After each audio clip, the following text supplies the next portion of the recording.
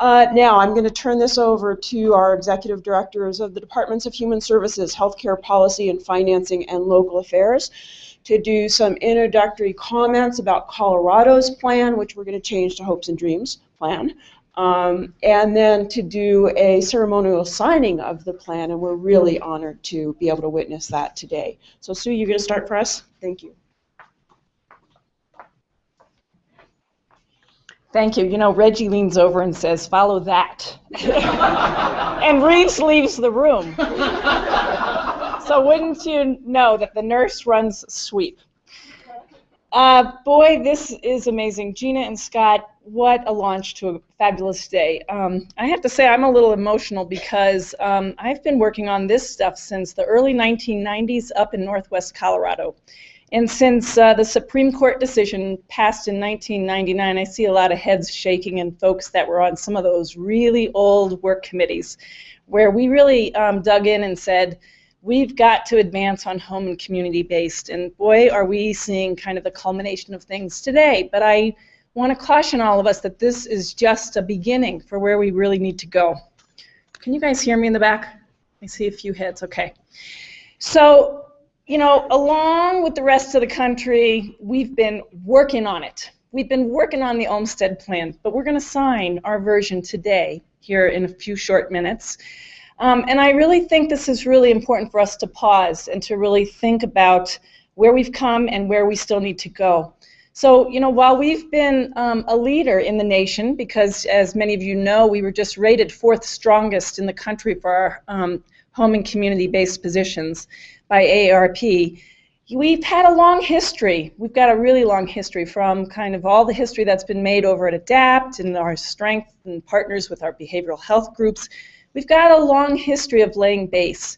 But this really is kind of our call to action to not become complacent, but to really charge on and go through this next series of activities that have to happen. And I think the plan is really remarkable in what it calls on us to do. And we're going to have to be hyper vigilant about getting this work done. So I call you all your attention to the document. Mine is like dog-eared because I've been going over it with staff so much, but it is in your folders. And I'd like to just talk a little bit about that community living plan that's in your packet. So if you'll pull that out. It is Colorado's first Olmstead plan. And it's really important to note that this was developed because really it's not just kind of being compliant with what our federal partners want us to do, but it's the right thing to do. It's really, really important that people get this understanding about right services, right supports in the right place, and really that it be patient and client driven. So I think it's also really remarkable that this plan is just such an extensive collaboration with our sister agencies. I love to do that to kind of the sister agencies. But Department of Local Affairs, Reeves, thank you, and Pat Coyle, and Reggie, thank you, and your team. And really, Reggie has just had such an extraordinary role with the breadth of all that Department of Human Services do. But I think it's really important to understand that by leveraging Medicaid and non-Medicaid resources, people who use these long-term services and supports really have potential to live most successfully in the community. So on behalf of HCPF, I do want to just acknowledge that there is an extraordinary commitment, and I actually think we need to pause and also think about some of the achievements, again, this laying base of the necessary things that have happened. So I know this administration has really leaned into some pretty tough issues. So Reggie and I like to just remind everybody that the CBMS, the eligibility systems, that issue is kind of checked off, and while we still have room to improve kind of the long-term services and supports eligibility, it is on the work plans, and we've got that kind of identified, and we are moving. And so I think even Richard Allen over there from our CMS, our federal partners, would acknowledge that Colorado has absolutely succeeded, and that's been an achievement that we need to understand ties into all of this. The other achievement is Fort Lyon, and the fact that we have laid such extraordinary base with our veterans partners and our homeless partners. These things are really coming to fruition, and we can see these new symbols. Team-based care is something that we talk about and live out while we put our departments together, the health department, the human services folks, and you all are doing that at the local level in a whole new way. So as you review that plan, you'll see these commitments from all three departments to work towards this system. And that's future looking, but I do think we have to stop and pause and realize that we have created some extraordinary achievements, and clearly signing this plan today and now having kind of this task list will be the next celebration of achievements that we do in the future. So the department specifically has been successful with our Money Follows the Person grant. That was our Colorado Choice Transitions program, and it has developed best practices for transitioning people out of the long-term care facilities if they choose to leave. The second thing that we're really proud of is the executive order that created the Community Living Advisory Group, which developed recommendations. And that'll be presented to the governor here in the next few months. And that really will be the blueprint for redesigning more of our long-term services and supports delivery system. That same executive order created the Office of Community Living within healthcare policy and financing. And we just completed our third interview for that director yesterday, and that will be opened up to some stakeholders to help us with that final choice and decision of that new director.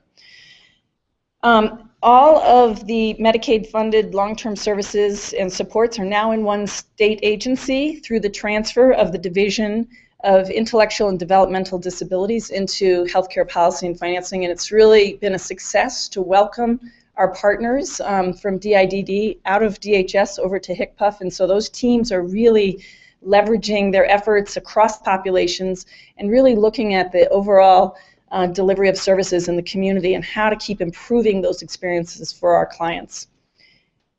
The department has also begun to modernize our thinking about built environments and supportive housing. And so not too long ago, out of the Loveland Housing Authority, there was a project called Mirasol, and it's the new look and future of nursing homes. It's a Loveland greenhouse project. And we know that there's a sensitivity about facilities or structures, but we need strong partners throughout the kind of living continuum. And so we are excited that Colorado has now embraced kind of the greenhouse movement and continuing to see more of our nursing facilities go through the Eden process.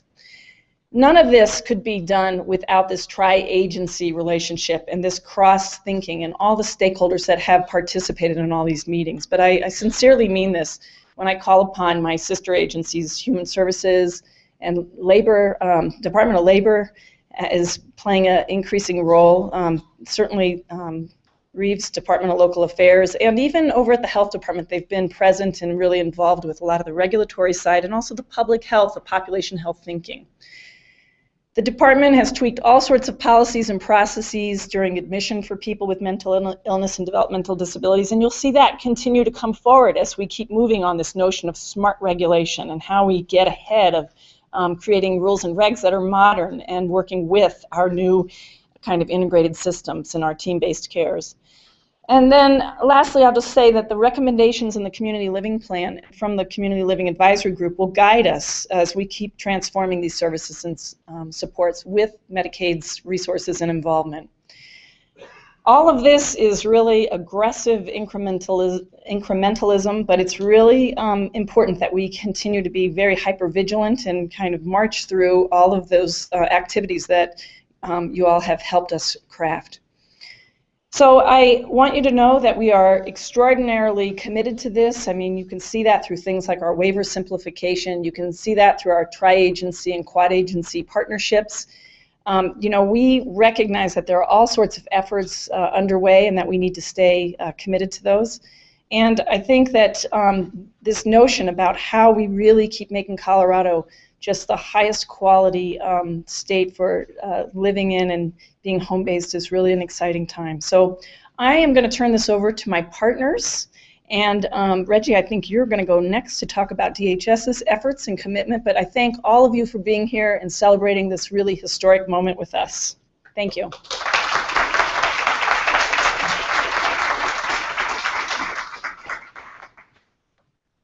Good morning, everyone. I'm Reggie Bicha, Executive Director of the Colorado Department of Human Services. Thank you all for being here today. I want to begin by thanking my partner, Sue Birch, my other partner, Reeves, Brown from DOLA. When Governor Hickenlooper took office, one of the first charges he gave us was that in Health and Human Services, we needed to stop operating as three separate agencies with three separate agendas, and that we had to come together as an administration, and more importantly, as one state that was committed to the health, well-being, and human services needs of all Coloradans. And that is really what my older sister, Sue Birch, my very little brother, Reeves Brown, and I have been working on over the past 3 years. It's true. And it's really why we're here today. Not one agency leading this effort, three agencies, and as importantly, our partners coming together to talk about this Olmstead plan and where we can go to best meet the needs of all Coloradans.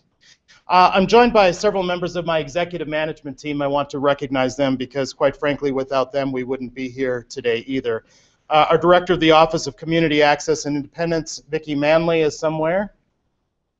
Hi, Ms. Vicki. Our Director of the Office of Behavioral Health, Lisa Clements, is here. Lisa may need to provide me some therapy after this, by the way. Gina, when you were up here speaking and you were just getting to the part about the truck driver and you fell asleep and I'm like on every word, oh my God, this must be horrible. Lisa Clements sneaks up behind me and taps me on the shoulder. I had a heart attack. And Dr. Patrick Fox, our Clinical Director at the Office of Behavioral Health, is here also. Thank you, Dr. Fox, for your great work. So who knows who Lois Curtis and Elaine Wilson are? Anybody want to shout it out? Who are they? That's exactly right. These two ladies are the plaintiffs in the U.S. Supreme Court decision, best known as the Olmstead decision.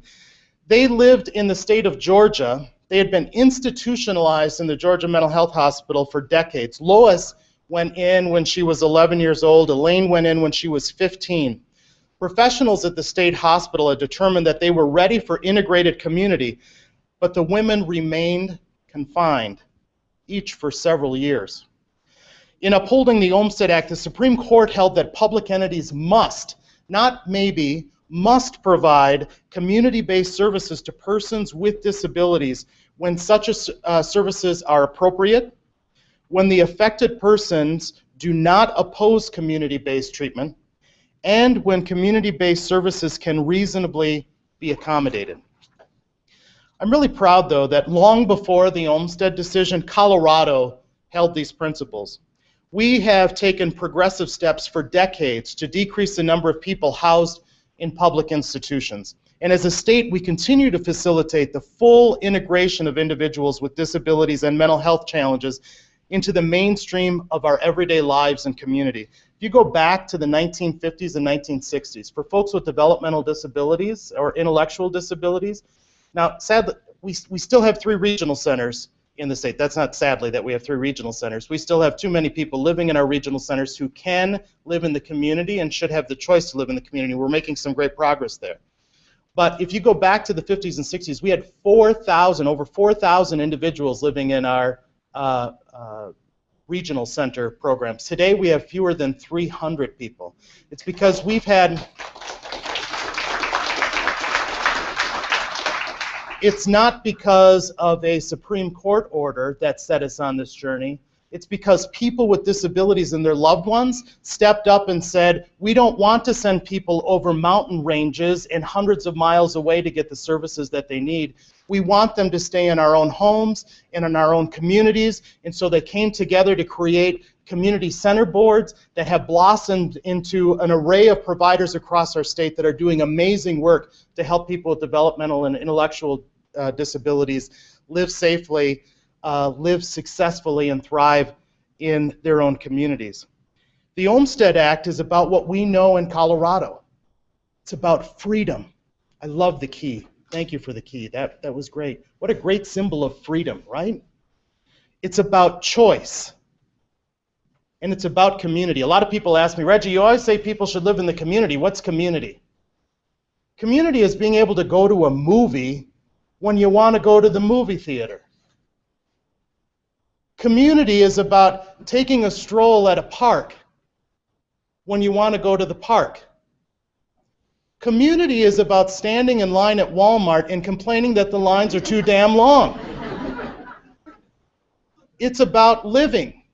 It's about being able to make decisions. Some of you have heard me speak about Bobby King. Bobby King is a young man who lived in our regional centers. He went into the regional centers when he was 6 years old. He came out a couple of years ago and now receives services and supports through Imagine, one of our community center board partners.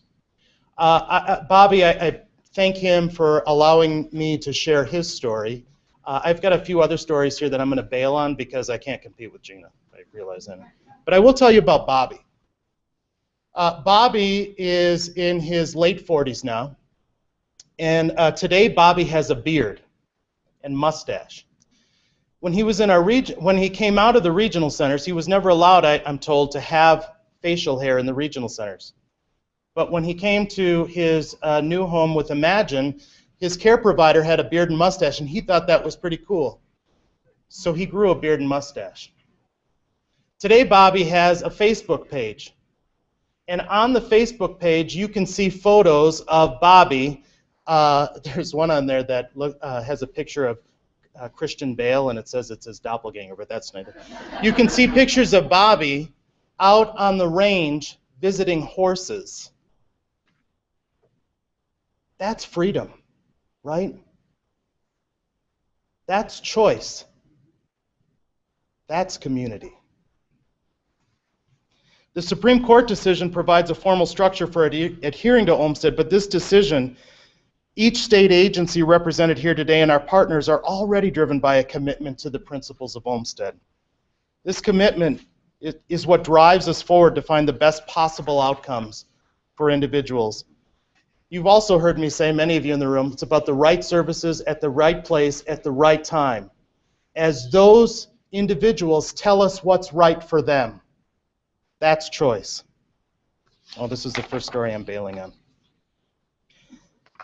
Bailing on that story too. It's really good. Freedom, choice, and community. It's why Governor Hickenlooper challenged all of us to go even further than the great successes we've had of transitioning folks with developmental disabilities into the community, folks with physical disabilities who today are thriving in their own homes with their own families in their own communities as they define home, family, and community. It's why we have more elders in the state of Colorado who are living in their own homes longer and with the right supports rather than having to go into nursing homes when they choose to do that than we've had before, and we're continuing on that journey. It's why we have had more people with mental health disorders who spent decades in our state mental health hospitals finding new journeys back to community with the supports and services of our community mental health center partners and new adaptations that we're making in policies and programs through healthcare policy and finance, the Department of Local Affairs, the Department of Human Services, and our other partner who couldn't be here today, Larry Wolk at the Department of Public Health and Environment. Governor Hickenlooper challenged us to go further, so together we've been working on achieving freedom, choice, and community. In the Division of Regional Center Operations, we recently established community support teams to work in partnership between regional center staff and our community providers to help transition from the regional centers into integrated community settings. We know that, and you said it so well, Gina, right? For some folks who've lived in our regional centers for decades, it may not be home or community as we define it, but it's home and community as they've defined it, right? And the people that they're living with in the group homes in the regional centers, that is their friends and their neighbors and their associates, the people that they define as community. And the staff that work with them and provide them truly magical care, they are their community. So we know that to help those individuals who choose to move into community transition successfully, we have to take the expertise, the knowledge, and the experience of our regional center partners and help them continue with those relationships, continue with those supports, continue with that care and treatment as individuals move into the community and stay with them to make sure that that transition is successful for a period of time. And we also know that the best way to prevent people, the best way to keep folks from living in institutions is to prevent them from going there in the first place. So our community support teams that we've developed are reaching out to our community center board partners to say if somebody is struggling and decompensating in the community and needs some extra supports, rather than transitioning them right away to the regional centers, what if we took some of our folks out to the community and we met the individual and their family? We learned about what the challenges are that's preventing them from being successful in the community, and we help work with the community center board partners and providers and others to see if we can't stabilize that individual and keep them from having to transition to the regional center in the first place. Over the past couple of years, we've nearly tripled the number of folks who transitioned out of the regional centers and dramatically reduced the number of people who are needing to be admitted to the regional centers.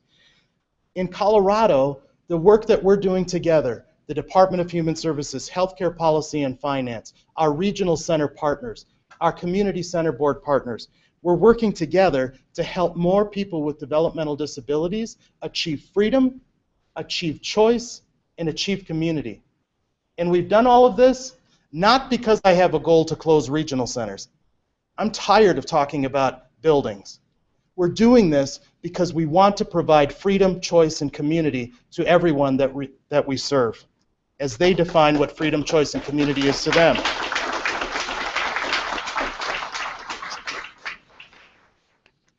Sorry, I get worked up about this one. Governor Hickenlooper's mental health plan for Colorado, called Safeguarding All Coloradans. Again, CDHS, HCPF, DOLA, Public Health and Environment, all focused our efforts to enhance community-based services and housing so that individuals with mental health challenges can live, work, and participate fully in community life. One way that we can improve community capacity is utilizing a reintegration model known as money follows the individual. I hate that name, Sue. We got to change that up. That's in our shop now. But we modeled it after money follows the person, that healthcare policy and finance. And I have to give great credit to Dr. Patrick Fox, because when we put this plan together, I was all on board to create these things called ALRs. What did it stand for?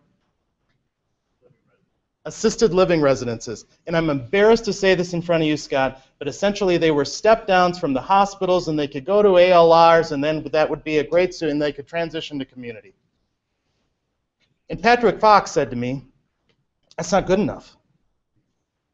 That's not freedom, choice, and community. That's just moving them out of the hospitals.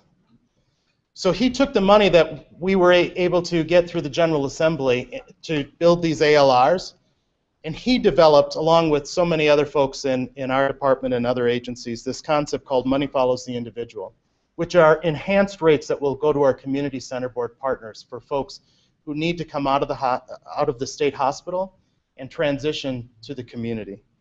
We're aiming to serve a yearly average of 36 individuals and help them to return from the hospitals, not to a lesser restrictive setting, but to return to community so they can have freedom, choice, and community.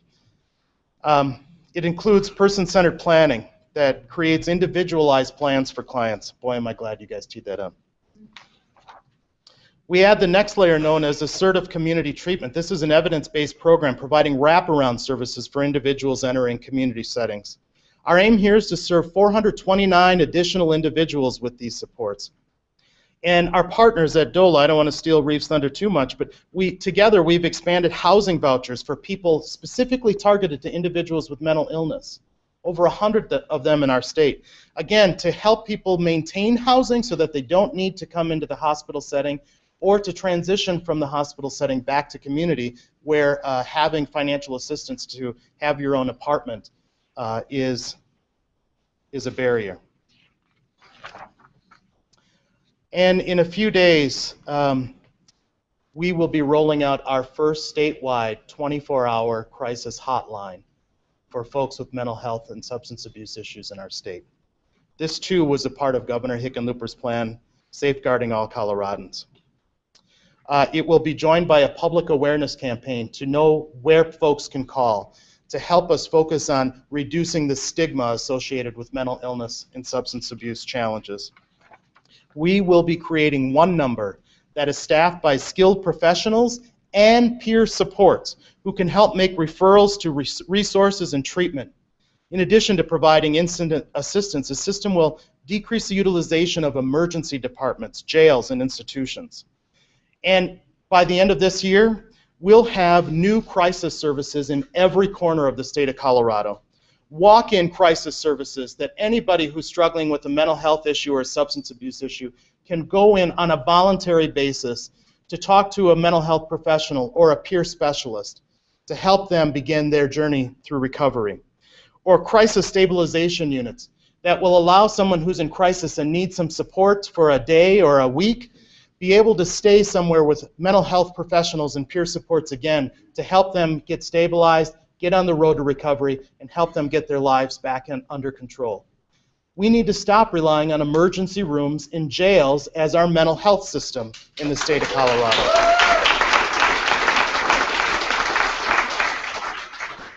These crisis services and the nearly $20 million that the General Assembly and the governor made available to make this happen is going to make a real difference to helping people be safe, stable in communities throughout the state. And I'm really proud of this because the Olmstead decision requires us to do these things for individuals with physical disabilities, developmental disabilities, mental health issues, substance abuse disorders. In Colorado, though, we don't believe it's just for those folks that the Supreme Court decided. We believe that living in the community, having freedom, choice, and community is something for every Coloradan, including children who are served by our Child Protective Service system and our juvenile justice system. So in Governor Hickenlooper's plan, Keeping Kids Safe and Families Healthy, we've focused our efforts on reducing the use of congregate care for kids in the Child Protective Service system in the state of Colorado. With our county partners, we've dramatically reduced our utilization. Sadly, we still remain the second highest state in the country for the use of percentage of kids who are in congregate care settings, group homes, residential treatment centers, and the like. But together with the Title IV waiver, new dollars that are going to our county partners to enhance their service array at the community level, new prevention programs that we hope will reduce the kids experiencing abuse or neglect in the first place and not needing to come into our out-of-home care system, and so many other strategies. We are working, and we've included in our Olmstead plan, we went above and beyond what the feds told us to do. Sorry, Richard, we love you guys. We went above and beyond what the feds told us to do and put the reduction of congregate care as a part of our Olmstead plan. I'm so proud of Colorado, not just trying to comply with the federal decision, but embracing the principles of freedom, community, and choice, and applying it to all of the populations that we serve. To sum up, the values of the Olmstead Act aren't something new for our state. Helping people live as independently as possible and thrive in integrated community is a deeply held commitment by our agencies, by our administration. It's really the culture of who we are as Coloradans. But with this new plan that we'll sign today, we can build on our progress. We'll refocus our work, and we'll accelerate our efforts. I'm so pleased to be with all of you today, and I will be with you today because this is an important issue. I'll be staying as long as I can today to hear the other speakers and to join with you as we take this Olmstead plan that we'll sign in a few minutes and move it beyond a document to a reality that is going to change lives, enhance freedom, enhance choice, and enhance community for all of Colorado. Thank you, everybody.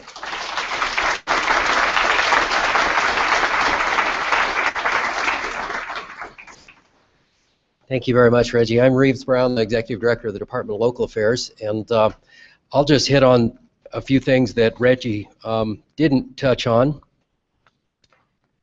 Okay, thank you very much. It's great to be here. Reggie's a hard act to follow. He is.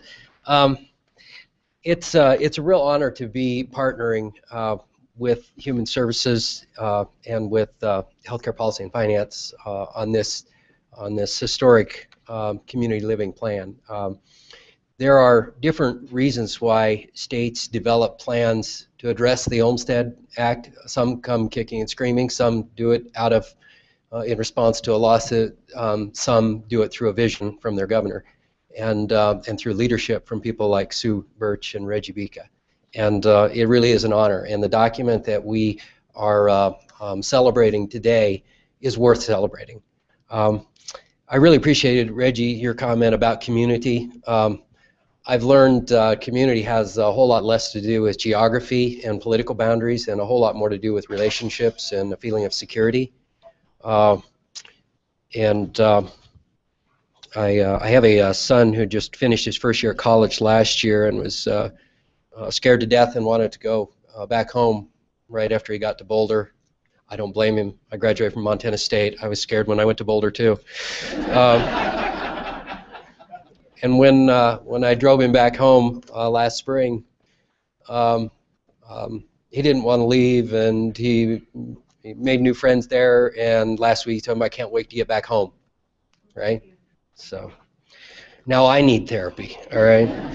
So anyway, the community living plan is all about that. It's all about embracing the vision of the Olmstead decision, embracing the vision the governor has articulated, and providing people a pathway to community that doesn't. It's not one size fits all, right? It's as individual and unique as the individuals whom it serves. I also appreciate, Reggie, your comment about not using the emergency rooms in jails to be our housing solution for those with mental illness. That is just, it hasn't worked. It never will work. For those who question, the cost of providing solutions to help deal with mental illness, I would suggest to you that the question isn't, are we going to pay that cost? The question is, how are we going to pay that cost? Are we going to pay that cost through crisis management and knee-jerk reactions, or are we going to make an investment to deliberately deal with that and improve people's lives? And so it's great to be part of a team that embraces that and is not just talking about opportunities for doing that, but is acting on it. Let me just talk very briefly about some of the work that the Division of Housing within the Department of Local Affairs does in this regard. And we have a team that works on this, and I don't know who all is here. Chris Rowe, are you, Chris? And I don't know, is Annie here? Annie Bocci, and Pat Coyle heads the Division of Housing. I just want to give them a shout out from our team for the work that they do. Thank you. Thank you. So, Department of Local Affairs and the Division of Housing have a 35-year history of partnering with local service providers, local housing authorities to provide supportive housing for people with disabilities. We have partnerships with Healthcare Policy and Finance, I probably shouldn't use acronyms, and Human Services. We partner with Healthcare Policy and Finance in providing state housing vouchers and other subsidies for people with disabilities who are leaving nursing homes, to ensure that they are providing integrated housing solutions.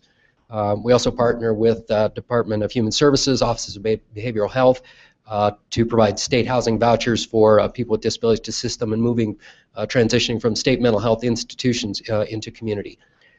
We've provided over 5,000 housing choice vouchers for people with disabilities, over 500 permanent supportive housing vouchers for people with behavioral health and substance use issues. Over 11,000 people with disabilities who are homeless have been served by DOLA's Emergency Solutions Grant. We have this commitment extends to a number of innovative projects, including the repurposing of Fort Lyon, which has provided a pathway home for a lot of people that had no pathway. We've provided over 200 state housing vouchers for people with disabilities leaving institutions. And we partner with the state Medicaid office to manage the Medicaid home modification benefits and ensure that people with disabilities have safe and accessible housing. And we're partnering with the governor's office and Colorado Housing and Finance Authority, CHAFA, to ensure that new housing developments are explicitly linked with services to provide those with disabilities so that the community members have a choice of where they live, and including new housing developments. Our piece of the Olmstead plan and our role in that is to work with the housing community to develop and deliver fair housing information to housing providers and their residents to improve the coloradohousingsearch.org. It's the Affordable Housing Database, so that anyone using that database has a single place to access that information. and to continue to develop a common housing application and work with the Olmstead Housing Coalition to encourage all housing providers to use it. This will simplify the act of searching and applying for affordable housing in Colorado. And we'll continue to work with our partners locally, housing authorities and service providers, as we have done for the last 35 years to implement the plan identified in this community living plan document. And again, it's an honor to be here. I'll step down here. Will we have any opportunity for questions, or we're going to do that later? So thank you very much for the opportunity to be here this morning. Thank you.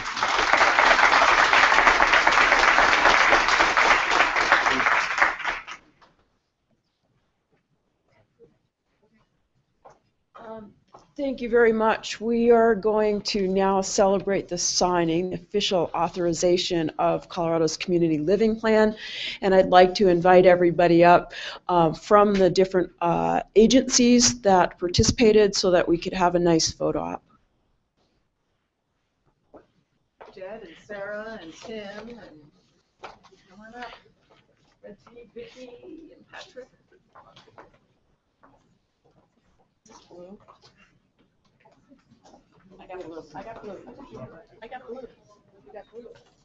Where do you want Hey, we your, need all our staff. Come on up here. Sarah Hurley, Barb Rydell. Come on, Dr. Clements. There's a different photographer. D. Come on. Where's Patrick Fox? Dr. Fox, get up here. Come on. These are slow. They're slow on the uptake. Do we have more hick puff?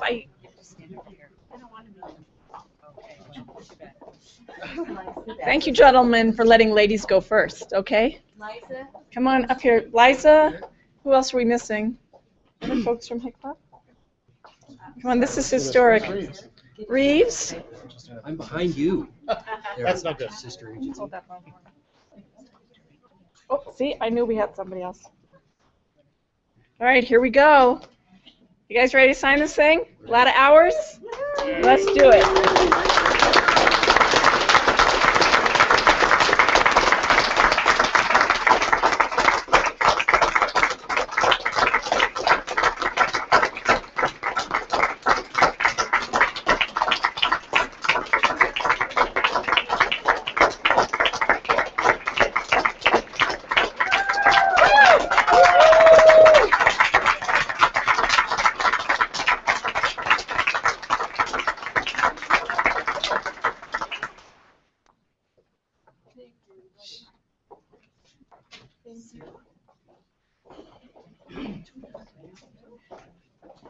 Oh, wonderful. Thank you very much. We will have time for questions and comments. I saw some folks up there. I want to know what you were thinking about during that presentation. We will do that this afternoon. Gina's crying. You made us cry before, so it was.